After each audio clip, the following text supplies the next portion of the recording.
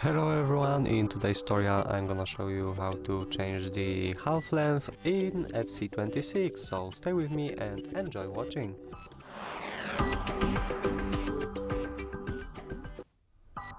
As the first step, like always, we have to open the settings, so press the gear icon over here and then move to the settings. Now choose game settings and go to the second tab over here, it's match. Now the second option will be half length and you can choose between 3 minutes, it's the minimum, and the maximum is 20 minutes, so choose how many minutes you want each half to last, decide for yourself and enjoy playing this awesome FIFA 26 game. Leave a like, comment and subscribe to our YouTube channels. Goodbye!